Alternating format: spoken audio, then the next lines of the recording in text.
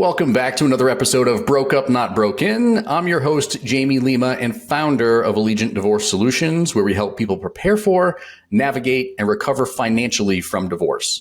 This podcast is your one-stop shop for mastering your finances and your life throughout the entire divorce process. In today's episode of Broke Up, Not Broken, we're going to explore the financial and emotional sides of life after divorce. Today's guest is Lindsey Carnick, a licensed clinical social worker and owner of Onward Psychological Services. Lindsey brings a practical and tactical approach to improving mental health with a focus on anxiety and relationship issues that are key stressors for anyone navigating divorce.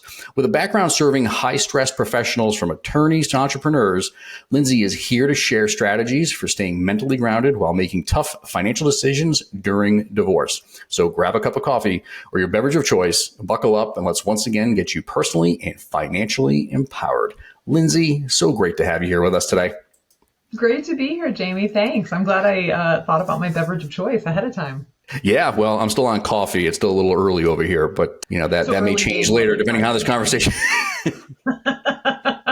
Only kidding. Thanks so much for joining me today. I'm super appreciative of the work that you do, on the mental health side of things, especially for people that are going through divorce. I mean, my divorce, 8 years ago now was incredibly stressful, incredibly challenging in so many different ways. And if it weren't for folks like you, I don't think I could have survived. So thank you for doing the work that you do.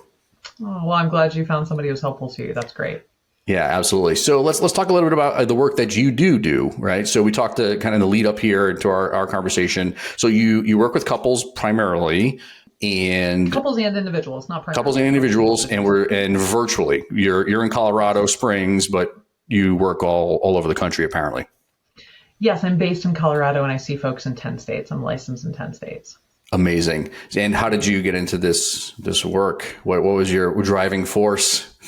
Oh, gosh, that's kind of a long and circuitous question and story. I guess not. We have time. Story. I don't know if we do. Maybe we could start, maybe we could summarize by saying I'm someone who's always been really interested in the human experience and the stories that we have about the human experience and how we sort of create these narratives to explain our own experience to ourselves and how that implicates and impacts our next set of experiences, right, where we're firing from, which, as I'm sure you're very familiar with, can be a significant factor in how people react, let alone respond to other people after a separation or when they're going through a separation, right? We very easily create very complicated narratives that are always based in a kernel of truth, at least, about the other person and their motivations and what they're doing and what they're trying to do. And then we start reacting according to those narratives, which sometimes have deviated from the facts, and we're still responding to the narrative as opposed to the facts. We've kind of gotten off track. And so I'm very interested in my own life and everyone else's about our capacity to create these storylines and react to those storylines and get further and further away from real lived experience and how damaging that can be. Yeah. Give me some examples of that, like how it plays out, because I think some of our listeners are living that right now. For sure. So certainly I want to emphasize that in every storyline we have about another person or an experience, there's always some truth, right? Nothing is a complete fabrication. It always starts out from a place of truth, if we can call anything truth, some sort of objective reality about what happened. Or as they famously said, just the facts, madam, just the facts, right? So there are a set of facts.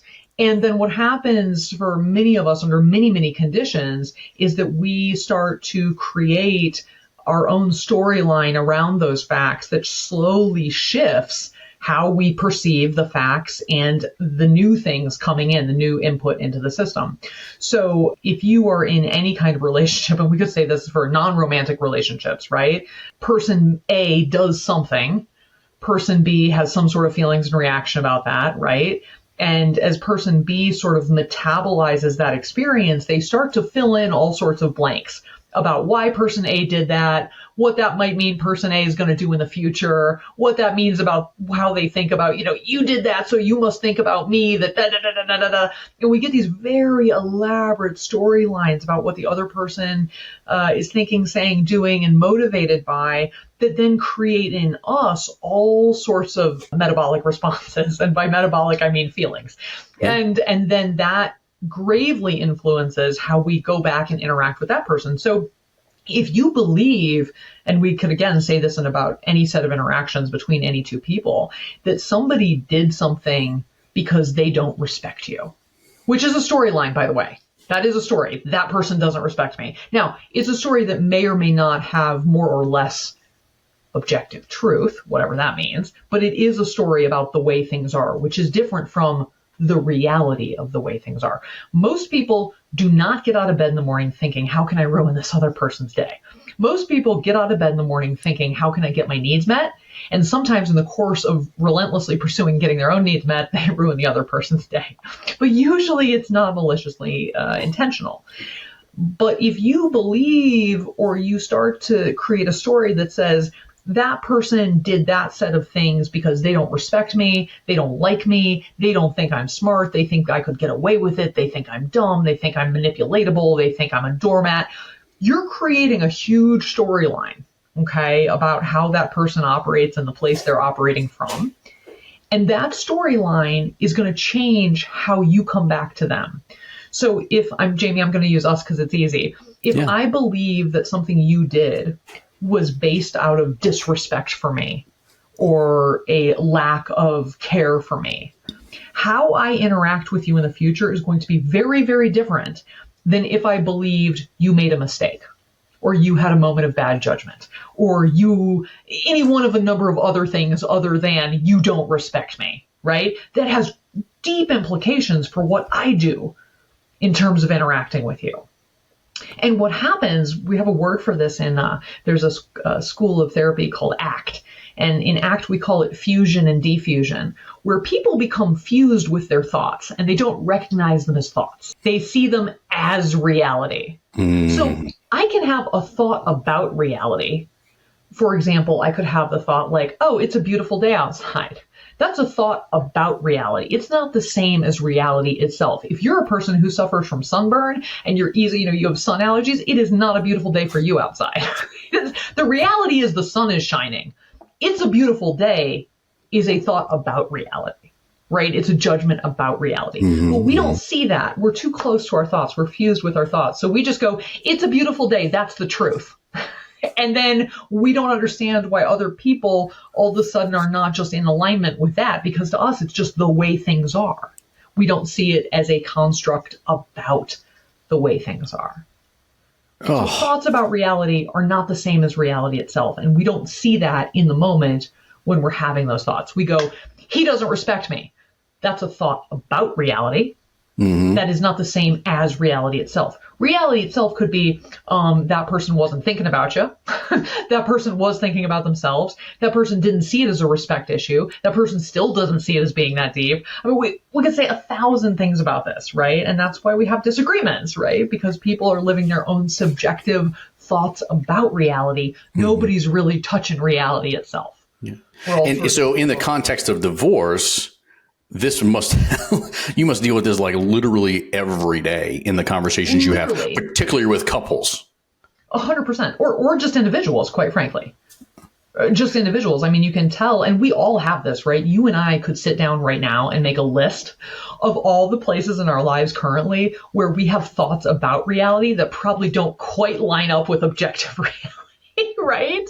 I mean, it's true. We're meaning-making machines. That's how humans operate. This is not a fault, per se. The only thing we're sort of trying to move towards is to be aware that our thoughts about reality are not the same as reality itself, so we can stop being so confused by why everybody else isn't on our page about reality. And yes, so everybody's doing this all the time, including definitely people who are in the course of some sort of separation or divorce or post-divorce, because they're still trying to make sense out of what happened. And making sense out of what happened is essentially going, XYZ occurred. All right, let me tell you why that is. Because he doesn't respect me. She doesn't like me. He never loved me. Right? Like I'm trying to make sense out of these things that otherwise I don't have an answer for. That's what we do.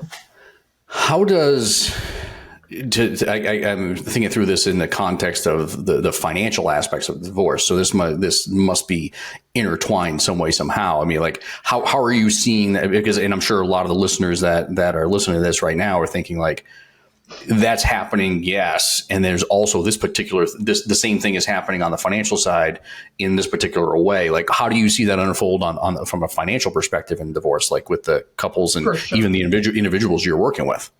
Yes. Well, money is such an interesting added element to what we're talking about because everybody also has a money story, right? Money and finances have deep meaning to people before they ever get involved with someone else and have sort of like conflicting storylines, right? About what money 100%. Means to them, right? Especially if there's, we see this all the time, but there's usually the one financial decision maker in the household, not to be stereotypical, but it's usually the dude. And then we have, the wife that's along for the ride, or the other spouse that's along for the ride, and they're like, they've got it all handled, and then next thing you know, divorce hits them, and they're like, whoa, I don't have it handled at all. Now I've got to figure this all out and unpack all that too. Yes, and I think it can go in a million different directions, how this sort of plays out for people.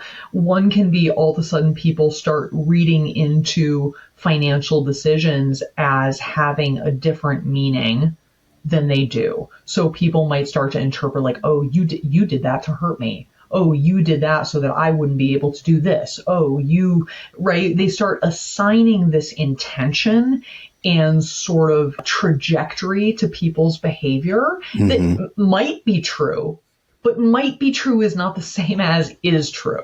And the danger is when we start treating it as is true. You end up you're in mediation, something comes up about the finances, right? And one person goes, oh, I see what you're doing, or I see what you did there. And it's like, wait, what?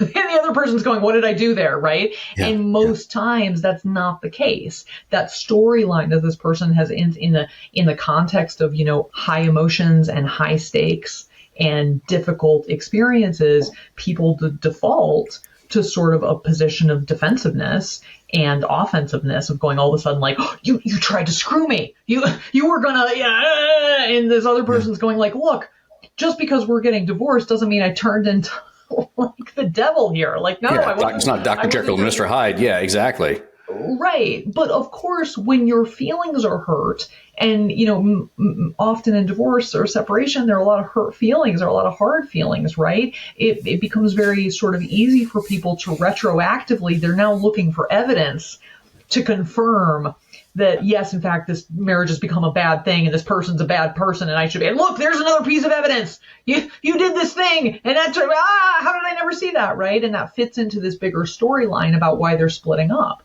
And part of the goal, I think, for any of us, whether it's in a separation or some other complete circumstance, is to not let our feelings sort of dictate how we are categorizing the facts, right? So someone can do something, let's just somebody can make a mistake, a financial mistake, okay? Look, I don't know what a low-level financial mistake would be, but let's just pick one. They blew $1,000 on something dumb. Yeah. And they hid it from the other person, right? Now that's dumb. It's a dumb mistake. People make dumb mistakes all the time, especially with money. And in the course of some conversation here that hadn't been had before, where now there are hard feelings, the second person might look at that financial mistake, that $1,000, and go, oh, "You were hiding things from me. You were trying to get away with something," because that fits the new narrative of we're not friends anymore. Or we don't belong together, or we're not a fit, or you do bad things, or you're selfish, right? Whereas if they weren't under those conditions, they'd be like, well, that was dumb. Could you tell me next time? Right? Yeah. Same fact, two very different storylines. Two very different responses, yeah. Represents, and thusly two different responses. And we know that, right? You can ask any small child on a playground, if some small child accidentally gets elbowed in the face by his buddy on the playground, and you tell him, one friend, the third friend says like, oh, he didn't mean it. It was an accident. You guys should still be friends. Then the kid will be like, okay. And if the other kid tries to hype him up and he's like, he was totally trying to get you and steal your dump truck, the kid's going to be like, it's on like Donkey Kong. So we know that the stories that we tell ourselves, which is as significant as the stories other people tell us, will absolutely push us in a meaning-making direction that has significant consequences for, do you go politely ask for your dump truck back because you recognize that was an accident, or do you go over there and try and pummel your buddy in the sandbox, right? Like, there's definitely action consequences to those stories that we buy into. One of the things that in my particular case happened is we went through couples therapy, very early on, and it kind of fell apart, especially when it came down to the financial discussion, which was basically like, hey, we've been talking about you going back to work for like what feels like forever. You don't want to do this. Like here we are. Like, if this doesn't straighten up, we're going to go in a different direction, right? What about, so to help couples that are going, like, starting this process and maybe this is the first time that they've worked with a therapist, either individually or as a couple, what are some of the things you want them to be thinking about as they head into that first conversation to help them, maybe communicate better around not only finances, but all the other aspects of their lives, maybe in such a way so they can try to avoid future conflict, right? And try to avoid going to courts and having attorneys involved and so on and so forth. Because we work with so many clients that are going through this experience, which is a tragic experience all the way around, no matter how you slice it. But the ones that are working together to resolve their differences through mediation, which is what we take people through mediation, and it's just an overall better experience. So, like, how do we get more people to leverage therapy and share their emotions and communicate better? Like how do we get more people going down that path versus the other path, which is where we help people as an advocate, and we're basically on Team Lindsey, and like you said, like Donkey Kong and the gloves are coming off here. Like that's how we operate as well. But if we can try to avoid those scenarios and get people going, working together, communicating well, and going down the mediation path versus the other path, that would be the ideal scenario. Thoughts on that? Yes. In the case where everybody's safe and there's not a safety issue, that people are generally emotionally and physically safe, I think one of the most encouraging things we can do is help people understand that ultimately having a calm experience, having as much tranquility as possible, is good for everyone. And that if you try and punish this other person, you're also going to punish yourself. Mm-hmm. There is no way you don't get punished in the process of trying to punish someone else. It's inevitable. It may just be emotionally punishing, but emotionally punishing is bad. And you both are going to have to go on and live your lives, right? And an important question becomes is like, hey, after this is all over, how are you? And how can we set you up for success as an individual going forward, even if it's without this person, right? You're going to have a life after this separation, and we want you to have a happy, healthy life.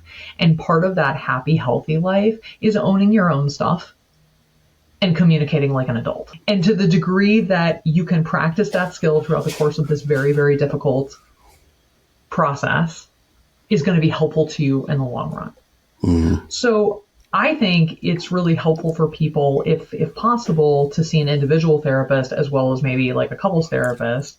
That's a good point. Going through this, because there are some things that people would benefit from metabolizing, as it were, processing they call it, but I call it metabolizing, that aren't constructive to metabolize in front of the other person. Now, that doesn't mean you shouldn't be able to get it off your chest. But getting it off your chest in front of that other person is not going to go somewhere constructive. It is going to have a net loss effect on the productivity of this process. So you need a different outlet away from that person to talk about those things so that you can come back to the group interaction and show up and be constructive. And so I would really encourage people to think of getting involved with professionals, whether that's a therapist or a couples therapist or, what you're doing, in mediation and any of these sort of services, as a way to really set yourself up individually for success going forward. And maybe sometimes people have a little bit of like, I'm mad at this person and I'm not going to give them the satisfaction or benefit of me showing up tranquil. No, that's for you. It's better for you. When your blood pressure's lower, that's better for you. It's also more pleasant for the other person, but never mind that. It's better for you. And I think that's really important.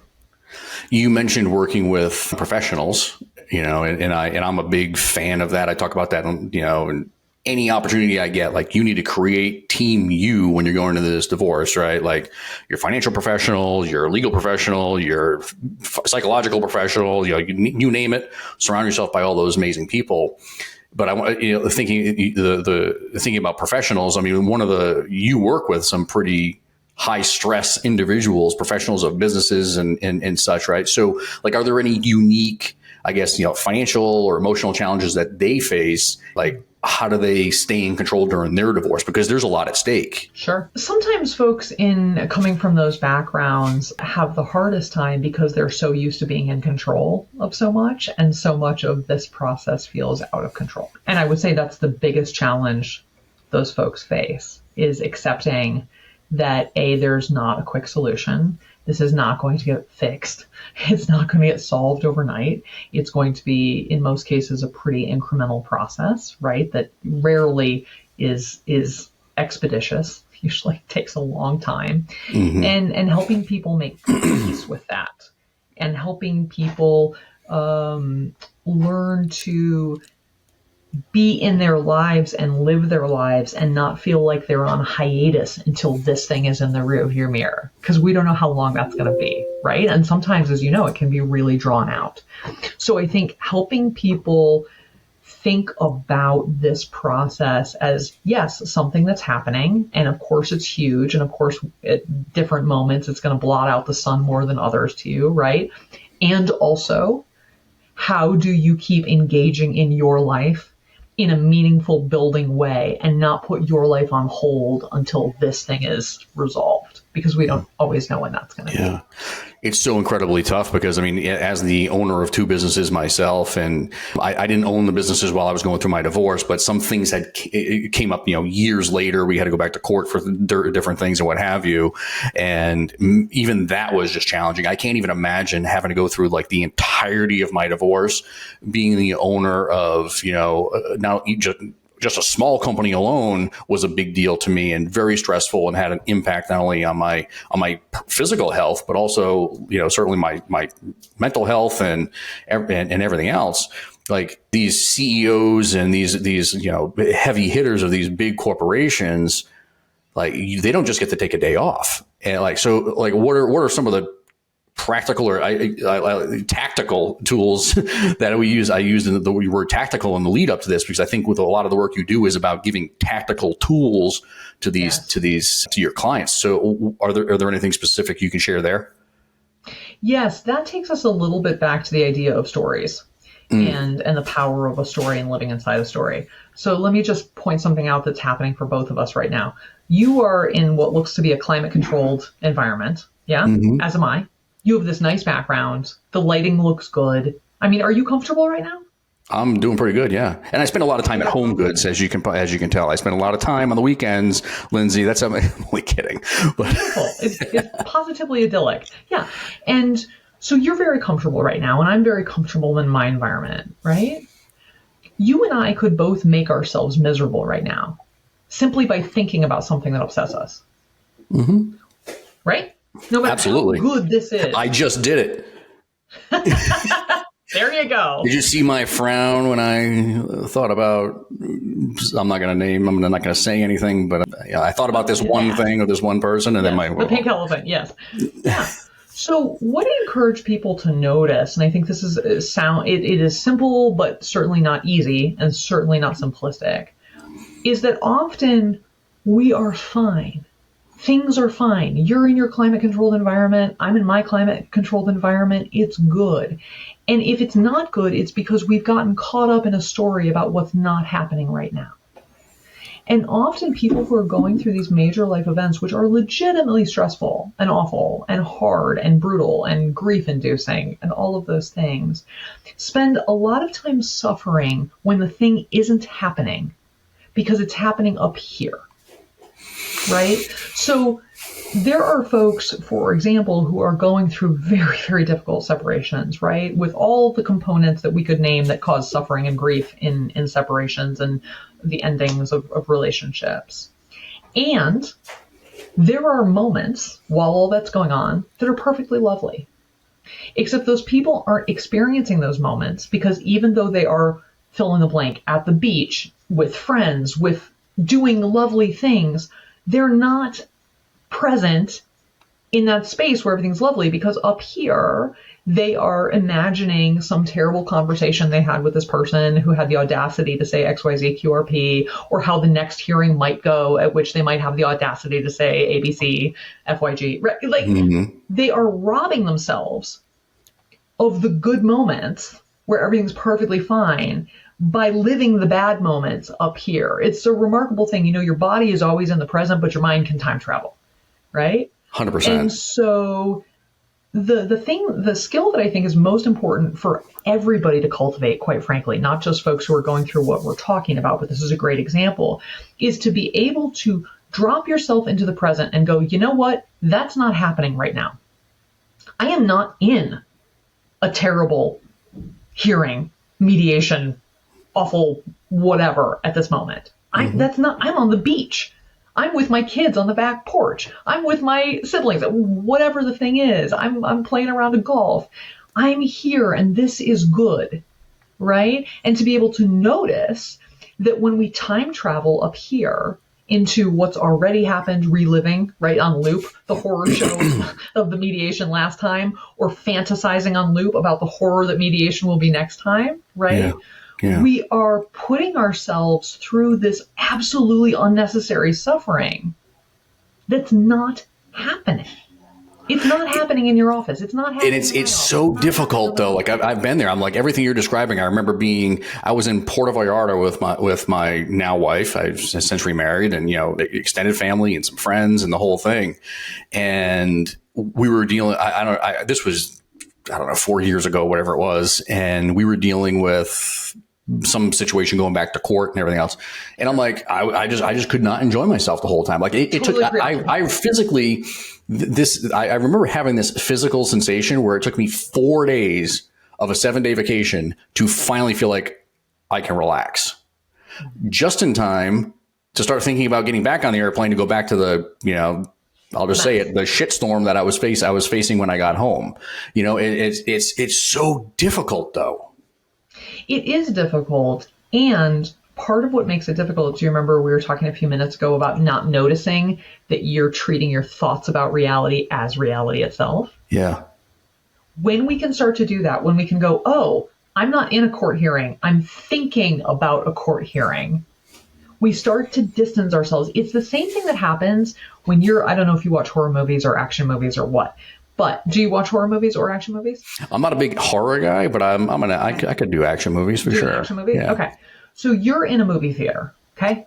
And you're watching the latest Mission Impossible, and there's poor old Tom Cruise hanging from a helicopter rudder, right? And his fingers are like, like slowly coming open, right? And you're like, ah! You know, your heart rate's going up. That's why these movies are fun, because they elicit a physiological response called a thrill. That's why I call them thrillers in this genre, right? Or horrors in that genre. And so there's Tom Cruise slowly losing his grip on this helicopter rudder, and you're like, oh no, this is the end for Tom. Oh no. And your heart's pounding away and you're getting a little sweaty. And then all of a sudden your kid like throws a piece of popcorn at the side of your face and you're like, ah!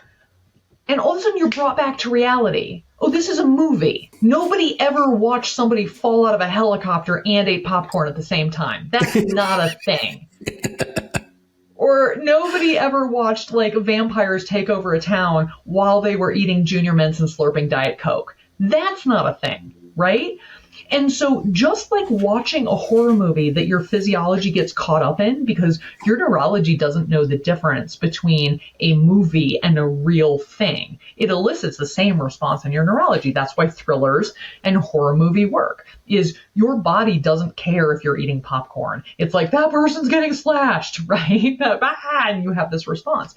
If we can start to cultivate the skill of sort of noticing that we're caught up in the mind movie, okay? It's the same thing that happens when you're caught up in a dream. You're having a bad dream, right? You're falling through space or you're being chased and it's terrible and your heart's pounding and all of a sudden you wake up and you go, oh, that's not happening right now. I'm in my bedroom. There's my stuffed animal. There's my dog. There's my spouse. Whatever, right? And all of a sudden you've woken up from the dream. And you're very aware suddenly that one thing is real and one thing is not real. And you go, oh God, that felt so real. Oh, that was so awful, right? I really felt like I was being chased by a Yeti or whatever you were being chased by in your dream. And similarly, we can learn to wake ourselves up from these mind dreams in which we're being chased by a Yeti or in terrible mediation or reliving terrible. Yeah. That is the same waking experience as having a bad dream that you just need to be able to wake yourself up from and remind yourself, oh, wow, that's not happening right now. I'm here. I'm on the beach. I'm in Puerto Vallarta. That was literally a waking dream. And that's the skill that we're trying to cultivate. Oh, well, where were you 5 years ago? Really? I could have used your help on that, especially on that trip. I would have had to phone a friend for sure. So we've covered a lot, and this has been amazing. Are there any? This is what I would call the carte blanche segment of our chat today. Is there anything? Maybe any questions I didn't ask I should have? Anything we want to share that we didn't touch on today for our listeners? Well, maybe we might just talk a second about how you wake yourself up from a waking dream. Right? Because interestingly, if you're having a bad dream at night while you're sleeping, what usually wakes you up? Somebody's elbowing you, going, hey, you're stop it, you're thrashing around, right? Or luckily there's a sound in your room or your pet makes a sound and you wake up and roll over. You sort of wake, or some people have learned to wake themselves up out of bad dreams, right? But we sort of rely on chance to be woken up from a bad dream at night, right? Somebody else or a sound or something, or we just wake up. How can we wake ourselves up from these waking bad dreams that keep us caught up in a mind movie, a waking mind movie that's basically a horror movie and robs us of our time on the beach, right? You want to be in Puerto Vallarta on the beach when you're in Puerto Vallarta on the beach. You want to be experiencing that. You don't want to be somewhere else dreaming about this horror show of whatever's coming up, right? So the question of how do we do that comes down to a really basic skill. And the basic skill is anchoring ourselves in the here and now. Anchoring ourselves in the here and now. Making sure that the contents of our mind are full of the same place that the body is, in the present. How do we make our minds full of Puerto Vallarta when our bodies are in Puerto Vallarta, instead of our minds being full of some horror show of a hearing that might happen? Does that make sense? Absolutely. Yeah. So you might notice that I said, how do we make our minds full of? And if you run all those words together, you get the word mindful. Mindful. Yeah. The question, the word mindful, which people have various connotations about at its most basic level, just is asking the question, what is your mind full of at any given moment? Is it full of beach and sand and sunshine because that's where you are and what you're doing? Or is it full of garbage about the past and the future? There's a wonderful comic. It's a one-frame comic. It's one of my favorites. And in it, there's a guy and a dog, and they're in a park, okay? And the park has this beautiful oak tree and birds and flowers and all sorts of interesting stuff. And the dog is sitting, you're looking at them from the back, and the guy is sitting on a bench, and the dog's sitting next to him, right? And the guy and the dog both have a thought bubble. And in the dog's thought bubble is the exact same scene. It's the guy and the dog and the bench and the park. The dog's mind is full of where they are and what they're doing. The guy's thought bubble is full of everything else. It's full of like his car, his job, finances, everything but what's going on. So the dog's mind is full of what's happening in that moment. And the guy's mind is full of garbage that is not happening in that moment, that he has dragged into that moment simply by thinking about it. Oh, I have not seen this, but I have the visual in my brain, and I hopefully our listeners do as well. I mean, that's an incredible, amazing image for us to take away. So thank you for this great conversation today. Michael Singer, great book recommendation. Michael Singer. Okay. The first 4 chapters of Michael Singer's book, The Untethered Soul, which I know that name is sort of like vague and like, well, I don't know, sounds religious or spiritual. It is not. I haven't actually read the rest of the book because I didn't care. The first section, which is the first 4 chapters, are all about thinking and how thinking is a narration technique that gives us a sense of control and how we get caught up in the mind movies. And I highly recommend those first 4 chapters, 3 or 4 chapters, just the first section of Michael Singer's book for a really down-to-earth, wonderful description of what we're talking about and how to start popping out of the mind movie. Tell me the name of the book again, just so listeners can jot that down. Untethered Soul. The Untethered Soul. Okay. Yes. I truly don't know what the rest of the book is about. I just want to put that out there. I'm so obsessed with the first 4 chapters, and I've read them again and again and again and again. I have no idea what the rest of the book's about. I've done that for a few books. You can see it. Maybe you can, maybe you can't. There's a whole bookshelf over here, and I've got about 15 books in there that I've read. I don't know if I've read them cover to cover, but I've definitely read, the most profound chapters I could find for sure. Well, Lindsey, thank you so much for being with us today and for offering such grounded, practical advice for our listeners. For those of you that are looking for therapy or strategies that you can help you maintain and manage your anxiety and improve your decision making while you're going through a divorce, follow Lindsey on Instagram or connect with her on LinkedIn. I'm going to make sure you have all the links in the show notes. So if you're driving, don't worry. You don't have to pull over and jot this down. We'll get you access to all of her links. And as always, if you're looking for support with the financial aspects of your divorce, visit allegiantds.com for guidance. Don't forget to subscribe to Broke Up, Not Broken for more conversations that help you rebuild emotionally and financially. Until next time.